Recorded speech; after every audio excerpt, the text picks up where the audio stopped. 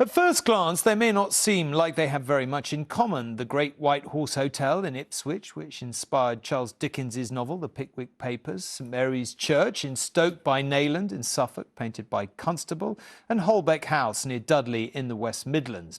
All are at risk, though, of being lost forever. They have been added to Historic England's at-risk register. But in some places, like Holme Firth in West Yorkshire, familiar to Last of the Summer Wine fans, is one of those coming off the list. From the windmill whose sails have stopped, to the manor of the man who made sewing machines, and a 15th century barn in need of a new roof.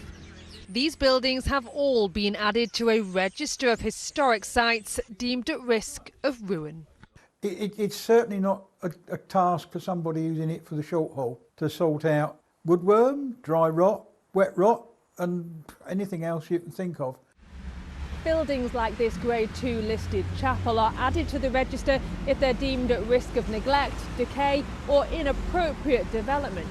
But in Middleton, near Rochdale, it's not just one building at risk, but an entire conservation area.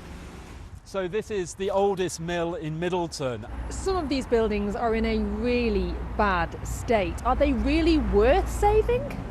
These buildings and these places mean so much to people, they mean so much to communities. They tell the story of how places are developed, and you really can't put a price on that. 159 sites have been added to the Historic England at Risk register. 44 are buildings and structures, 53 are places of worship. There are 55 archaeological sites, 3 parks and 4 conservation areas. But it's not all bad news, as 203 places have been rescued.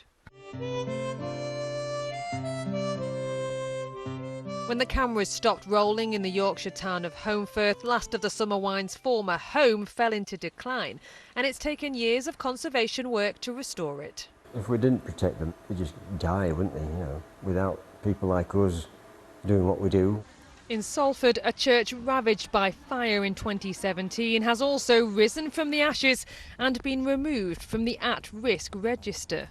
Everybody thought it's going to be lost, and this was very, very significant church serving the community for the last 150 years. And in South London, a shop which spent a century selling sausages is now dishing up Chinese food from the same historic shopfront. Proof that places from our past can find new purpose in the future. Amy Welch, News at 10.